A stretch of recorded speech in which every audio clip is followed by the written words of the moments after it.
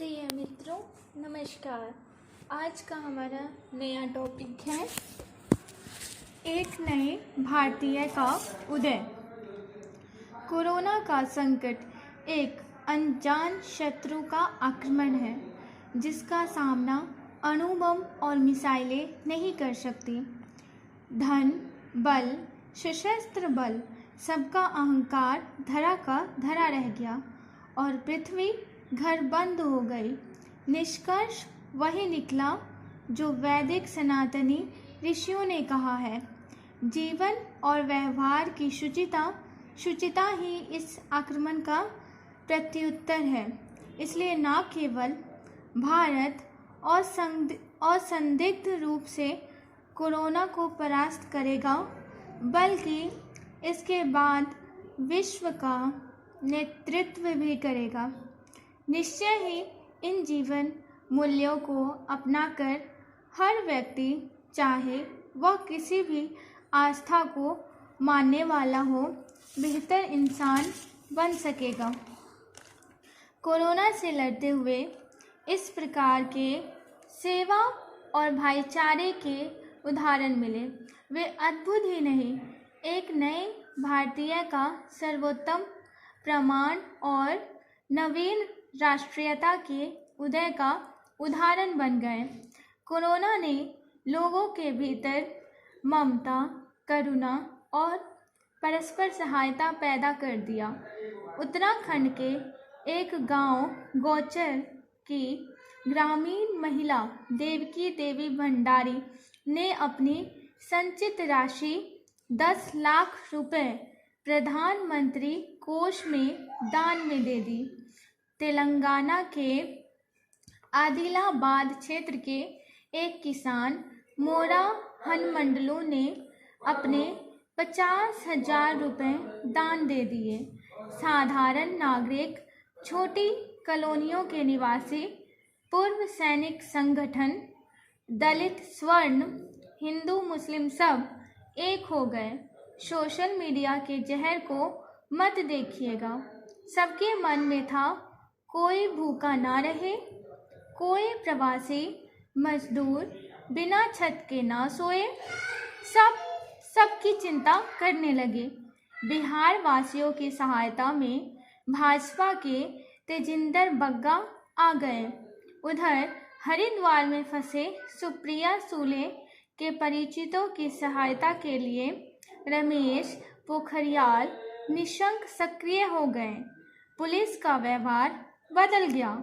खाकी रंग वालों को शायद ही कभी कोई अच्छा कहता होगा, लेकिन कोरोना के समय असहायों की सहायता और दुष्टों के प्रति जबरदस्त कठोरता ने खाकी के प्रति नया स्नेह बढ़ा दिया है। पुलिस वाले गरीबों के घर में खाना पहुंचा रहे हैं, राशन दे रहे हैं, मजदूरों की मदद कर रहे हैं। यह दृश्य पहले किसने कहाँ देखा था? दिल्ली में तेजिंदर बग्गा, कपिल मिश्रा, अद्वैता काला जैसे सामान्य लोग असामान्य हो गए और सिर्फ गुरुग्राम में से हजारों को मुफ्त भोजन ही नहीं, बल्कि उत्तर प्रदेश के गाजीपुर के गांव तक बूढ़ी महिला को दवा पहुंचाने जैसे चमत्कार किए। पहली बार सांसद, विधायक, स्थानीय पार्षद हर दिन मोदी किचन के माध्यम से लोगों को भोजन और लोगों के घरों तक राशन तथा बीमारों की आकस्मिक आवश्यकताएं पूरी कर रहे हैं। बेंगलुरु में तेजस्वी सूर्या तथा अन्य ने असाधारण पद्धति से सेवा कार्य किया, तो तेजस्विनी अनंत कुमार के संगठन अदम्य चेतना, अक्षय पात्र आश्रमों, मंदिरों और मठों ने नवीन भागवत पूजा को गरीबों की सेवा के माध्यम से प्रतिष्ठित किया। राष्ट्रीय स्वयंसेवक संघ और भाजपा के हजारों कार्यकर्ता जान की परवाह ना करते हुए सेवा का विश्व कीर्तिमान बनाया।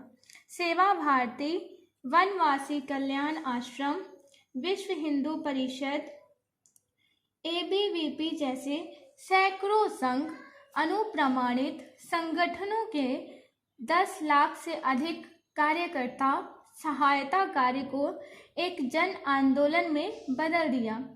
कॉरपोरेट जगत के शिखर नेताओं रतन टाटा, अजीज प्रेमजी, इन्फोसिस अंबानी, अडानी, बिरला, पेटीएम बैंक, अभिनेता, सामान्य उद्योगपति और दुकानदार, खिलाड़ी, ऐसा कोई क्षेत्र और संस्था नहीं बचा जिसने भरसक योगदान न दिया हो। इस भारत में हिंदू, मुसलमान, ईसाई सब एक रंग हो गए। कहीं कुछ वर्गों से और व्यवहार का भी परिचय मिला, जैसे तबलीगी जमात, लेकिन इसे अपवाद ही मानना चाहिए। अधिकांश मुस्लिम समाज ने तबलीग के व्यवहार को गलत बताया और शासकीय नियमों का पालन किया। इस समय जो लोग वैमनस्य को फैला रहे हैं वे भारत के शत्रुओं की सहायता कर रहे हैं। कोरोना के बाद विश्व अपनी रक्षा और पृथ्वी के कल्याण हेतु भारत के जीवन मूल्यों का अनुसरण करेगा। यह विश्वास है। भारत आज कोरोना के इलाज हेतु हाइड्रोक्सिक्लोरोक्विन अमेरिका से लेकर ब्राजील और इजराइल तक को दे रहा है। इस दवा का आविष्कार भारत रसायन शास्त्री प्रोफेसर प्रफुल्ल चंद्र रे ने बंगाल में 1896 में किया था। साल 1901 में इन्होंने कोलकाता में बंगाल केमिकल्स कंपनी स्थापित की। वही कंपनी आज यह दावा बना रही है।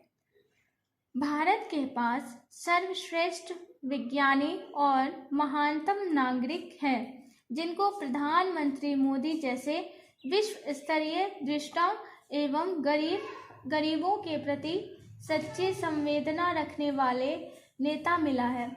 मोदी की वाणी का चमत्कार था कि 1.25 अरब देशवासी संगीत के वाद्य वृंद की तरह एक जैसा, एक राग, एक धुन की तरह बहने लगे। तो आज के लिए बस इतना ही। नमस्कार। हम लोग फिर अगले ऑडियो लेक्चर में मिलेंगे।